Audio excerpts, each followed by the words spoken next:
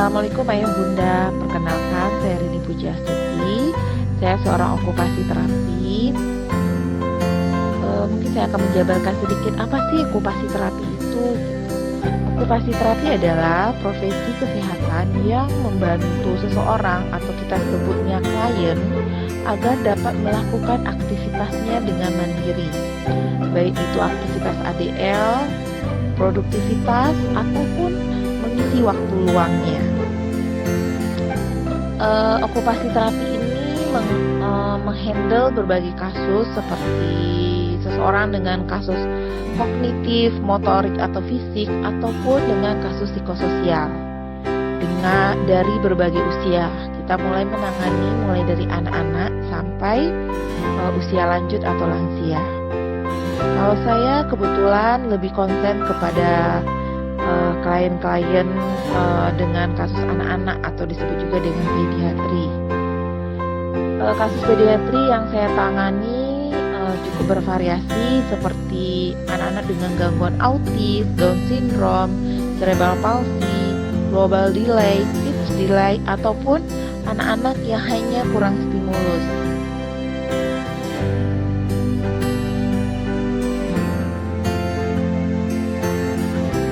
Pada kesempatan ini saya akan mencoba mengupas sedikit tentang satu aktivitas motorik yang terlihatnya simpel, namun anak-anak pun senang melakukannya karena anak-anak merasa lagi bermain gitu.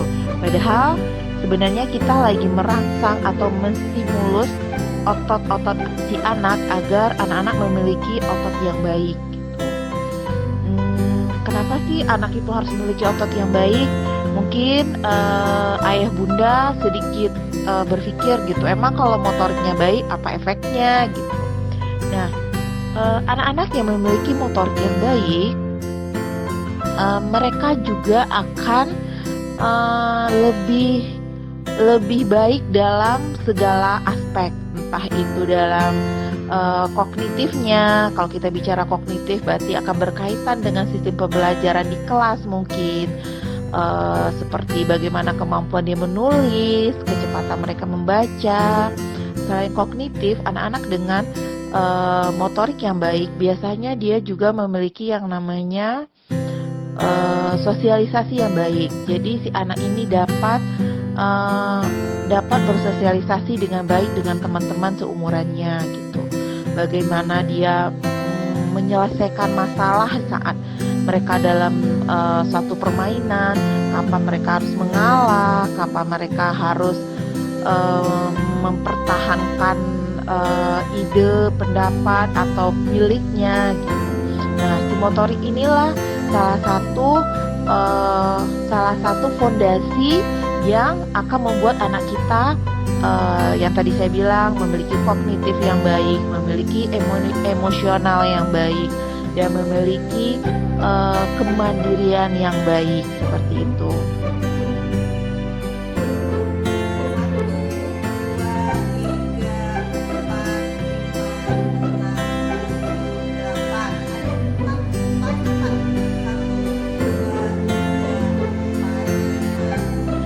Permainan ini kita sebutnya dengan gerobak statik.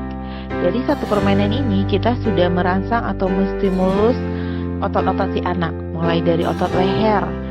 Otot leher ini adalah salah satu otot yang akan dipakai oleh anak-anak kita dalam berbicara. Jadi anak-anak yang memiliki otot-otot pada lehernya yang bagus, dia akan memiliki kemampuan bicara yang baik, kemampuan makan yang baik, menelan yang baik, seperti itu.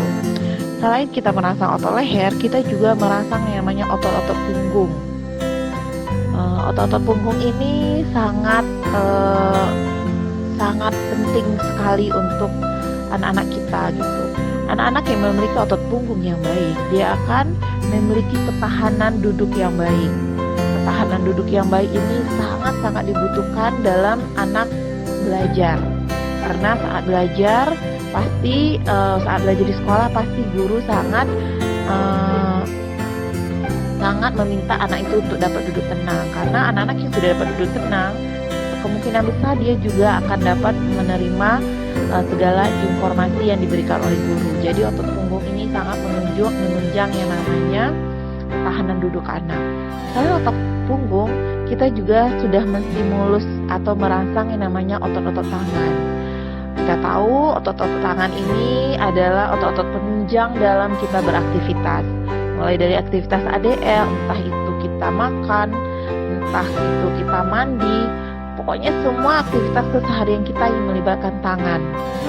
Selain ADL juga akan menunjang produktivitas kita. Mungkin kalau kita bicara anak-anak, produktivitas anak-anak itu apa sih? Kayak belajar gitu. Belajar mereka menggunakan otot tangannya untuk menulis, untuk menggambar, untuk bermain gitu. Jadi dengan satu permainan ini ternyata banyak sekali manfaatnya ya ayah bunda gitu. Dan aktivitas ini juga dapat digradasikan ayah bunda, maksudnya dapat ditingkatkan ke aktivitasnya tetap gerobak statik, namun nanti kita tingkatkan misalnya tidak hanya anak itu dihitung aja atau diam saja, bisa anak itu nanti kita berikan puzzle, dia sambil memasang puzzle, jadi dia hanya menumpu di satu tangannya saja, bukan di dua tangannya lagi. Seperti itu ayah bunda penjelasan saya tentang aktivitas gerobak statik ini. Sebelumnya saya ucapkan terima kasih. Semoga video ini dapat menjadi inspirasi buat ayah bunda, lakukan di rumah dan anak-anak pun melakukan dengan senang.